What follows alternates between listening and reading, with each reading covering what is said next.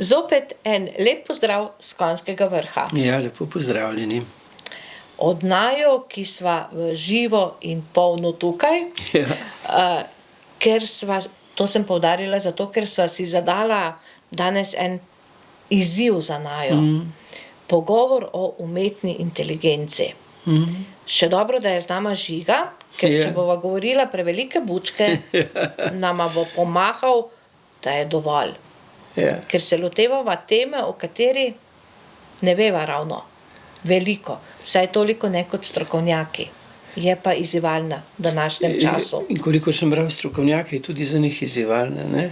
Ker v bistvu je pred nami neka možnost, ki ima neslutene razsežnosti, in je pa ta možnost je samo orodje, ne?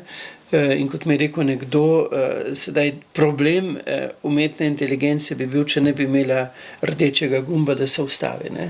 Ker je sposobnost te umetne inteligence tako neizmerna v kombinacijah, v uporabi enormnih količin podatkov v enormno kratkem času, da si mi ne znamo predstavljati, v kaj lahko privede ta umetna inteligenca, še posebej, če bi bili mi z nanodelci, kot napoveduje Klaus Schwab in kot so jasno napisali, kot je jasno napisal v svojih knjigah, če bi nas priključili, ne, torej z vplivom frekvenc na to umetno inteligenco, ne, je potem lahko to res zelo, zelo vprašljivo, kaj se dogodi.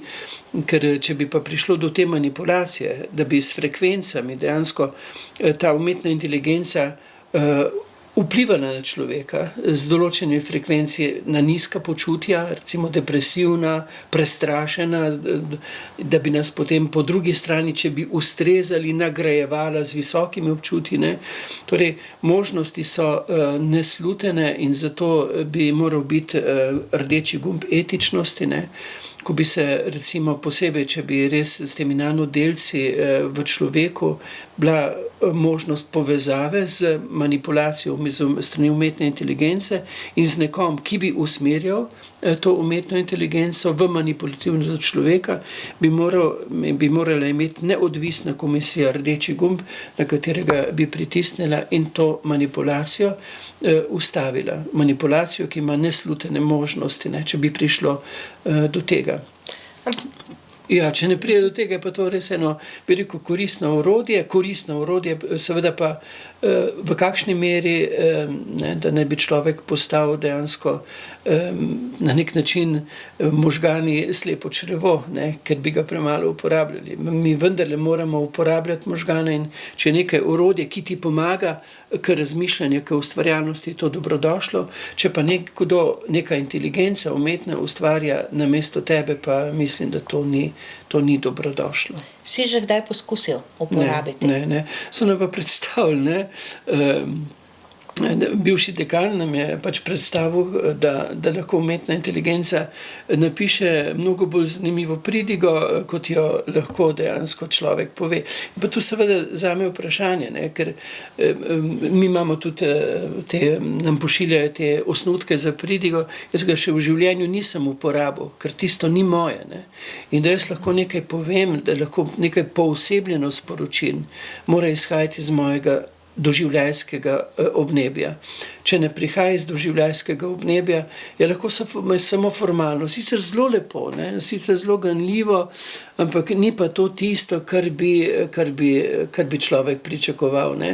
Pri porokah je zdaj navada, da prinesejo svečo in potem nekdo prebere vedno znova isti tekst o sveči, meni je zdaj tisto že malce komično, ne, ker ni to, ne.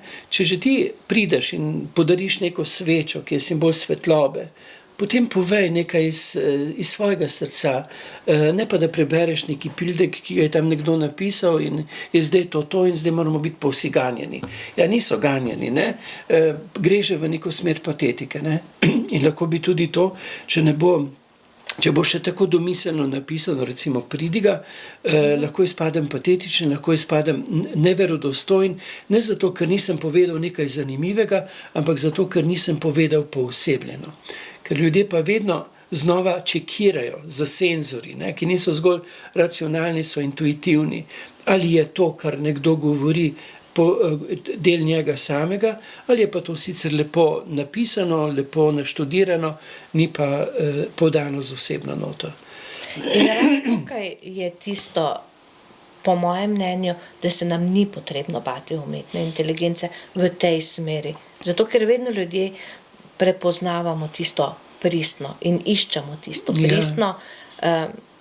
Potrebno je biti pa pazljiv, da te ne zavede, da pozabiš na to, da je potrebno iskati pristnost. Ja, same zdaj res, to večkrat rečem, ne, so vprašljivi, bi rekel, tisti častni nazivi, ki temeljijo zgolj na razumu, zgolj na, bi rekel, tej racionalni inteligenci. Ker tukaj nas bo umetna inteligenca prešibala. Ne nazadnje bo recimo z tem, da bom usmerjal to inteligenco, kolikor poznam, se upravičujem, lahko napisala fantastični doktorat. Ne? To le pomeni, da bom moral znati usmerjati z vprašanji, z napotili, ampak bo pa dejansko potegnila ven podatke, ki bodo dejansko, če bi jih sam iskal, tudi s pomočjo strica Googla, bo to neprimerljivo. Ne? Bom veliko bolj, bi rekel, močno, racionalno močno, utemeljeno. To je zopet vprašanje, v kaj utemeljeno. Ne? Ker če ne bo v ozadju tudi etičnost, ne? Če ne bo v ozadju celostna inteligenca, bo lahko tudi problematično utemeljeno. Nas bo lahko usmerjala tudi v neke usodne smeri. Ne? Tu pa vendarle mora biti človek tisti korektor s celostno inteligenco, ne? Ki je tudi odnosna, ki je srčna, ki je intuitivna, ki je duhovna, ne? Ki je na nek način, to je tista dodana vrednost, ki jo pa vprašanje, do katere mere lahko dejansko umetna inteligenca posvoji, ne? Oziroma ji lahko pomagajo, da jih posvoji. Tudi lahko. Ampak na koncu, veste, je pa vendarle je človek tisti, ki s celostno inteligenco na nek način mora usmerjati človečnost v bolj žlahtno prihodnost. Ne? Je pa tu vprašanje, kdo bo uporabljal ta orodja, s kakšnim namenom bodo uporabljali ta orodja. Bojo ta orodja uporabljali generali, bojo ta orodja uporabljali manipulanti.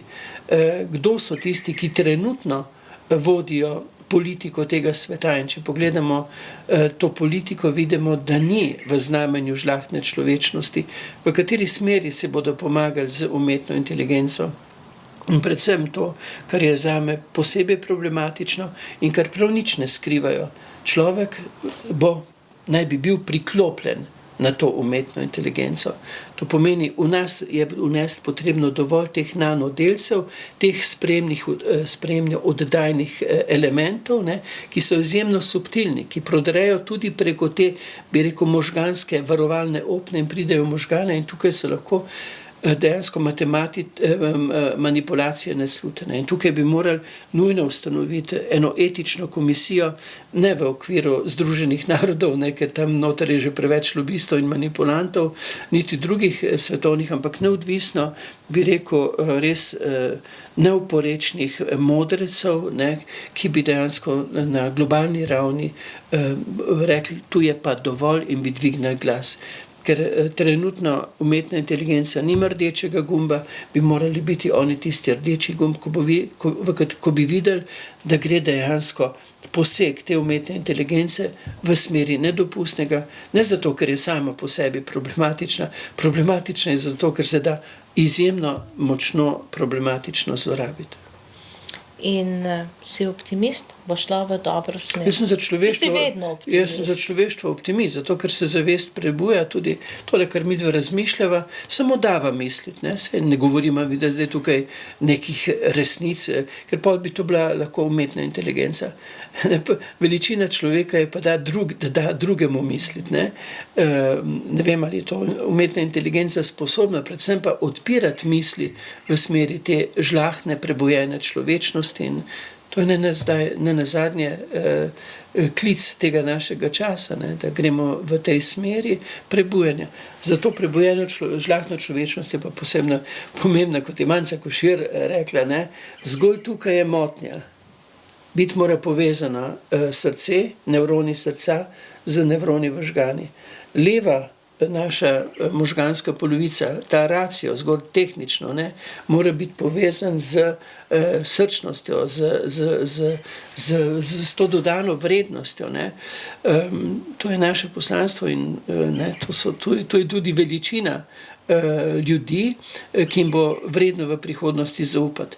Ja, bodo miselno pronicljivi, ampak njihova misel bo posvečena z srčnostjo, intuitivnostjo, duhovnostjo, bo dejansko usmerjena v iskanje izhodov iz trenutne situacije, v koncepte bivanja, ki bodo v znamenju žlahtnosti in srčnosti. Kraljuje naj srce. Ja, možgani so potrebni, ampak morajo biti samo, bi rekel, eno tako dobro orodje, da se med nami ustvarja to, kar je dejansko vredno, da je med nami v naših medsebojnih odnosih. Tukaj lahko postaviva piko. Oziroma 3 pike. Mislite sami naprej. Ja, to je bil le izziv. In vas pozdravljava s Kranjskega Vrha. Ja, prav lep pozdrav.